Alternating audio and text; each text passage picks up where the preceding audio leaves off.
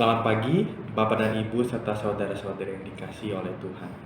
Kembali kita akan berkumpul, bersekutu bersama-sama untuk merenungi, membaca, serta mendengar firman Tuhan hari ini di dalam doa pagi 22 Oktober 2022. Kiranya doa pagi ini dan firman Tuhan hari ini akan menjadi bekal bagi kita, akan menjadi sarapan bagi kita untuk mengawali kehidupan kita pada pagi hari ini. Untuk itu, saya akan mengundang Bapak dan Ibu serta saudara-saudari sekalian untuk mengawali doa pagi ini dengan berdoa. Mari berdoa. Allah kami yang maha baik, kami berterima kasih karena Engkau telah mengumpulkan kami pada pagi hari ini di dalam doa pagi virtual 22 Oktober 2022. Ya Allah, kami percaya Engkau mencurahkan kami setiap roh kudus-Mu agar kami diberi hikmat dan dimampukan untuk memahami serta dapat merenungi firman-Mu pada pagi hari ini. Inilah doa kami ya Tuhan, hamba-hamba-Mu, di dalam nama-Mu kami berdoa dan mengucap syukur. Amin. Baik Bapak dan Ibu serta saudara-saudari sekalian, kita akan membuka Alkitab kita dan kita akan sama-sama membaca dari kitab Yoel pasal 2 ayat 12 hingga ayatnya yang ke-22. Kitab Yoel pasal 2 ayat 12 hingga ayatnya yang ke-22. Seruan untuk bertaubat. Tetapi sekarang juga, demikianlah firman Tuhan. Berbaliklah kepadaku dengan segenap hatimu, dengan berpuasa, dengan menangis, dan dengan mengadu. Koyakkanlah hatimu dan jangan pakaianmu. Berbaliklah kepada Tuhan Allahmu, sebab Ia pengasih dan penyayang, panjang sabar dan berlimpah kasih setia, dan Ia menyesal karena hukumannya. Siapa tahu mungkin Ia mau berbalik dan menyesal dan ditinggalkannya berkat menjadi korban sajian dan korban curahan bagi Tuhan Allahmu. Tiuplah sangkakala di Sion, adakanlah puasa yang kudus, maklumkanlah perkumpulan raya, kumpulkanlah bangsa ini, kuduskanlah jemaah, himpunkanlah orang-orang yang tua, kumpulkanlah anak-anak, bahkan anak-anak yang menyusu. Baiklah pengantin laki-laki keluar dari kamarnya dan pengantin perempuan dari kamar tidurnya. Baiklah para imam, pelayan-pelayan Tuhan, menangis di antara balai depan dan mezbah, dan berkata, sayangilah ya Tuhan umat-Mu, dan janganlah biarkan milik-Mu sendiri menjadi cela, sehingga bangsa-bangsa menyindir kepada mereka. Mengapa orang berkata di antara bangsa, di mana Allah mereka? Tuhan menjadi cemburu karena tanahnya, dan Ia belas kasihan kepada umatnya. Tuhan menjawab katanya kepada umatnya, sesungguhnya aku akan mengirim kepadamu gandum, anggur dan minyak, dan kamu akan kenyang memakannya. Aku tidak akan menyerahkan kamu lagi menjadi cela di antara bangsa-bangsa. Yang datang dari utara itu akan kujauhkan daripadamu, dan akan kuusir ke suatu negeri kering dan tandus. Barisan mukanya ke laut timur, dan barisan belakangnya ke laut barat. Maka bau busuknya dan bau airnya akan naik, sebab ia telah melakukan perkara yang besar. Jangan takut, hai tanah, bersorak-soraklah dan bersukacitalah, sebab juga Tuhan telah melakukan perkara yang besar. Jangan takut, hai binatang-binatang di padang, sebab tanah gembalaan di padang gurun menghijau, pohon menghasilkan buahnya, pohon ara dan pohon anggur memberi kekayaannya. Demikian baca Alkitab kita hari ini. Baik, Bapak Ibu serta saudara-saudari yang dikasihi oleh Tuhan, konteks bacaan Alkitab kita hari ini adalah sebuah firman Tuhan yang disampaikan melalui perantara Nabi Yoel kepada Yehuda. Namun istilah Israel itu dapat berlaku untuk seluruh bagian termasuk Yehuda. Maka pada konteks teks pada pagi hari ini, Yoel menjadi perantara Tuhan kepada bangsa Israel. Pada pasal sebelumnya, yaitu pasal yang pertama, kita dapat melihat bagaimana hukum Tuhan yang disampaikan oleh Yoel kepada bangsa Israel, kepada seluruh masyarakat, seluruh lapisan masyarakat Israel. Sukacita lenyap, penyembahan lenyap, bahkan damai sejahtera, kedamaian dan keamanan juga ikut lenyap. Kita juga dapat melihat dalam pasal 2 ayatnya yang pertama hingga yang ke-11 adalah peringatan bahwa hari Tuhan akan datang. Hari Tuhan adalah hari yang sudah tidak asing bagi bangsa Israel.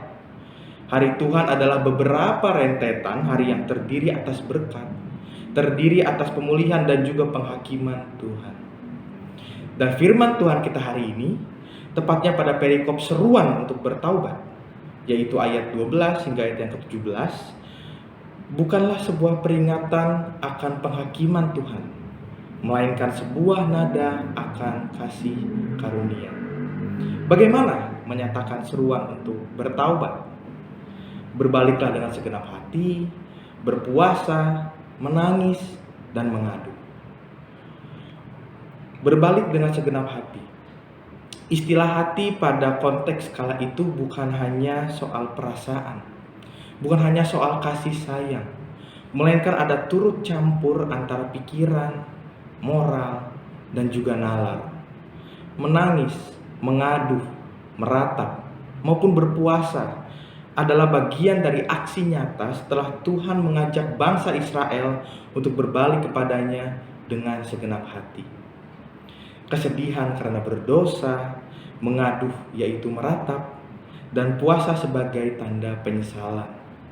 Lalu ada koyakanlah hati dan bukan baju pada ayat yang ke-13.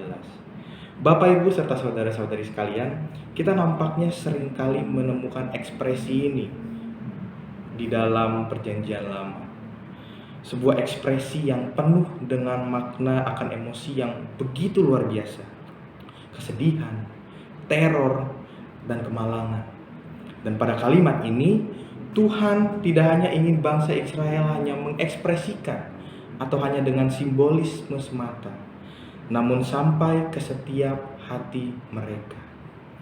Lalu Tuhan berfirman melalui Nabi Yoel pada ayat yang ke-15 hingga ayat yang ke-17, supaya bangsa Israel meniup sangkakala, mengadakan puasa yang kudus, dan mengadakan perkumpulan untuk menguduskan seluruh orang, para orang tua, anak-anak, pengantin pria, dan pengantin perempuan. Biasanya sangkakala dibunyikan sebagai pertanda atau alarm untuk menandakan sesuatu yang begitu ditakuti. Namun pada momen ini, sangkakala justru dipakai Tuhan untuk menjadi panggilan pertemuan penuh harapan. Pertemuan yang ditujukan bagi setiap orang sebagai sebuah pertemuan dengan tujuan yang suci.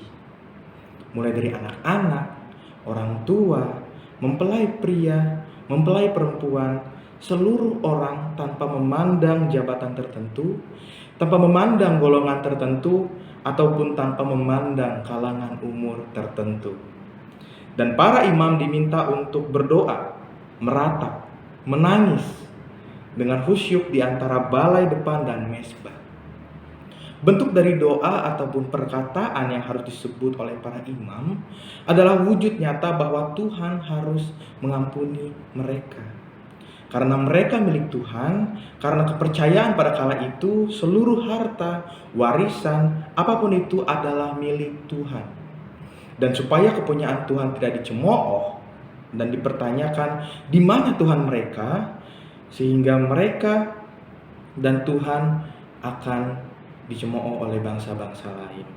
Dan melalui seluruh rangkaian pertobatan tersebut, Allah memberi respons kepada bangsa Israel dengan janjinya. Kecukupan akan pangan, gurun-gurun yang akan menghijau, kesejahteraan para binatang dan tumbuhan, sukacita yang kembali di tengah-tengah Israel. Janji Tuhan telah mencukupi Israel, bahkan melampaui kecukupan itu sendiri. Allah yang mengasihani bangsa Israel sebagai umatnya dan di satu sisi cemburu terhadap tanahnya. Dan yang dimaksud tanah dalam konteks teks ini adalah cemburu ketika bangsa-bangsa lain meragukan dirinya, sehingga dia membebaskan bangsa Israel dari segala penderitaan, sekaligus cemooh dari bangsa-bangsa lain. Bapak, Ibu, serta saudara-saudari dikasihi oleh Tuhan, kita diajak melalui firman Tuhan hari ini untuk melihat bahwa Tuhan begitu mementingkan hubungan dirinya dengan umatnya. Tuhan begitu mementingkan dirinya untuk hubungan dirinya dengan kita, umatnya. Tuhan mau kita kembali pada dirinya dengan merayakan pertaubatan. Seperti tema kita hari ini. Kita tentu berbeda dengan konteks dengan bangsa Israel pada masa itu. Namun yang kita bisa ambil adalah esensinya. Bahwa setiap perintah-perintah yang Tuhan lontarkan dengan kasih kepada bangsa Israel untuk bertaubat, kita bisa lihat bahwa semuanya adalah tentang kita, umatnya, dan Tuhan. Semua tentang mengingat akan sosok Tuhan, semua tentang keinginan kita untuk selalu dikasihi oleh Tuhan, dan sebaliknya. Tuhan juga sangat bersedia untuk mengasihi kita. Mungkin bila akhir-akhir ini kita sering melupakan Tuhan, kita diajak untuk kembali kepada Tuhan. Kita langsung diundang oleh Tuhan untuk kembali kepadanya dengan melakukan perayaan pertaubatan. Berdoa, berserah, mengoyakkan hati kita sebagai wujud penyesalan kita akan lupa terhadap Dia, sekaligus menjadi cara kita untuk selalu berada bersama dengan Dia. Ketika kita pun tidak pernah melupakan Tuhan dalam kehidupan kita sehari-hari, firman hari ini menjadi alarm bagi kita. Seperti sangkakala yang ada dalam firman kita hari ini. Bukan sebagai pengingat akan penghakiman, bukan sebagai intervensi dari Tuhan, tapi sebagai nada kasih Tuhan agar kita selalu mencari dan mengingat Dia. Mari Bapak Ibu serta saudara-saudari sekalian, kita menerima ajakan Tuhan untuk merayakan pertaubatan bagi kita yang mau dikasihi oleh-Nya, bagi kita yang mau selalu dekat dengannya, dan bagi kita yang mau selalu mengasihi Dia. Tuhan mengasihi dan menyertai kita semua. Amin. Baik, Bapak dan Ibu serta saudara-saudari dikasihi oleh Tuhan, untuk menutup rangkaian doa pagi hari ini, setelah kita mendengar firman Tuhan dan merenunginya secara bersama-sama, saya akan mengajak kita semua untuk menutup doa pagi ini di dalam sebuah doa. Mari Bapak Ibu serta saudara-saudari sekalian, kita berdoa. Ya Allah kami yang maha baik, Allah yang kami kasihi dan yang mengasihi kami berterima kasih ya Allah karena kami sudah tahu bahwa Engkau begitu mencari kami. Kami mungkin sering lupa akan Engkau ya Allah, tapi kami percaya ketika kami merayakan pertaubatan, ketika kami mau menerima panggilan-Mu, ketika kami selalu ingin dekat dengan Engkau, kami percaya Engkau dengan tangan pengasihan-Mu, dengan tangan pemulihan-Mu akan selalu menyertai kami dan memberi kami pemulihan di dalam hidup kami. Ya Allah, maka dari itu kami juga percaya dalam setiap hari-hari kami, di sekeliling kami, pergumulan-pergumulan, kami menyerahkannya di dalam tangan-Mu ya Allah. Kami berdoa untuk kondisi dunia ini ya Allah, pandemi, pergumulan ekonomi, pergumulan politik. Kami percaya bahwa Engkau selalu hadir di tengah-tengah kami. Kami percaya bahwa ketika kami selalu bergumul akan itu, ketika kami selalu menyerahkan itu kepada Engkau dan menyerahkan diri kami kepada Engkau, kami percaya Engkau selalu memberikan pemulihan.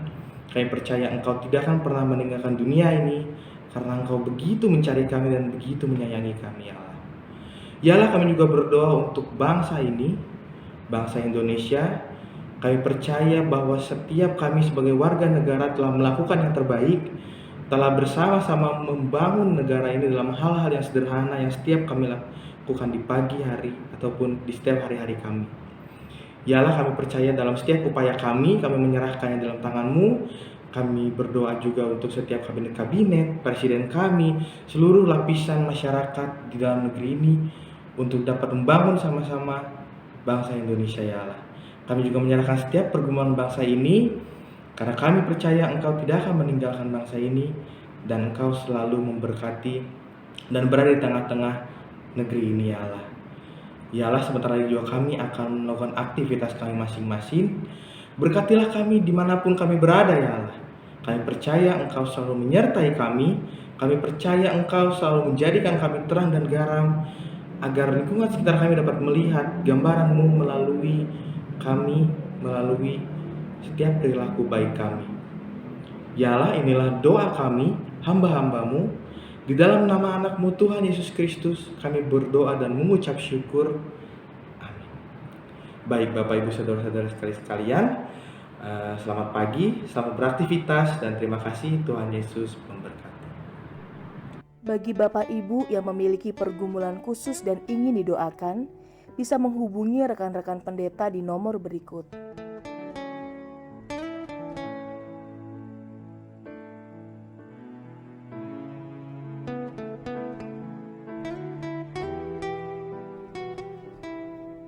Tuhan Yesus memberkati.